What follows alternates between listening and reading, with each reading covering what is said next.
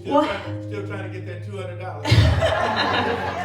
And maybe some of you guys didn't hear at the end of what my father said. He said since he did win, self-proclaimed, but he said he would like, on behalf of all the men, to donate the $200 back to the church. So it'll be an offering to the church.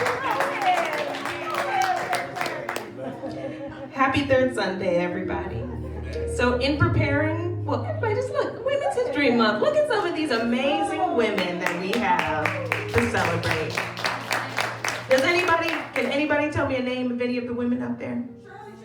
Woo, we got one. Simone Biles, Ruth Bader Ginsburg, we got Frida Kahlo, Maya Angelou, I think Ocasio-Cortez is up there. Some great women, Malala, who fought for women's rights, to go to education. Oh, yeah. Ketanji. Well, as some of you guys might know, in preparing for Black History Month this year, I did some extensive research and found out more about a person who the 2023 Black History Month theme, Black Resistance, was inspired by. And that was Reverend Henry Highland Garnet. And in his speech quoting, "Let your motto be resistance," I thought that was really cool. But in doing that research, I found out about a great woman who deserves more recognition on her name, Miss Sarah Jane Smith Thompson Garnet. All right. Next slide. Thank you. Sarah Smith Garnet was a highly notable champion of abolitionism and women's suffrage. She lived with her husband at 175 McDougal Street in East New York. Smith Garnet was born on July 31st, 1831, to parents who owned land in Queens County, then part of Long Island. And that was a rarity at the time. Her father, Sylvanus Smith, was a founder of the free Black community of Weeksville in present-day Crown Heights. Her sister, Susan Smith McKinney Stewart, was the first African-American woman physician in New York, pioneering a legacy of women in medicine along with villager Elizabeth Blackwell. Next slide. On April 30th, 1863, Sarah Smith Garnet became the first African-American woman principal in the New York City school system, for which she worked for 37 years.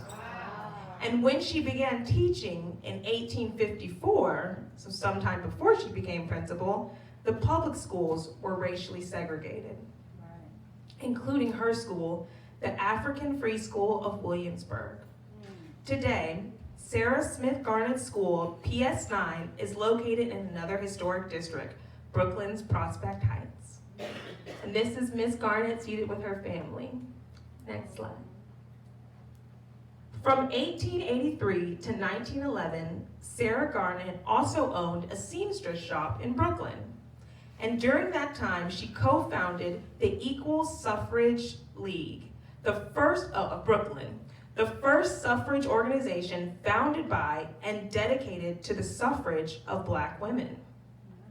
And for the first few years, the organization met in the seamstress shop, and then they moved to the YMCA on Carlton Avenue and later merged with the National Association of Colored Women's Clubs.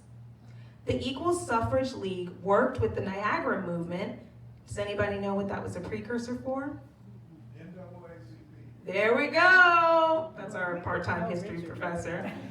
They were the precursor to the National Association for the Advancement of Colored People, the NAACP. And that is the picture of the Equal Suffrage League of Brooklyn. Next slide. In 1892, Garnet participated in establishing the Women's Loyal League of New York and Brooklyn with Ida B. Wells, Susan McKinney, Matricia Lyons, and Victoria Earl Matthews. In July 1904, she spoke at the 4th Convention of the National Association of Colored Women in St. Louis, Missouri. Garnet was also elected superintendent of the suffrage department of the organization, which joined forces with the National Council of Women in 1905. And this is a plaque that was put on that building, that YMCA, that is still there today to honor those women. Next slide. In 1911, Garnet accompanied her sister Susan Smith McKinney Stewart to London, England for the first Universal Racist Congress. Stewart presented the paper Colored American Woman at the conference, which was also attended by W.E.B. Du Bois.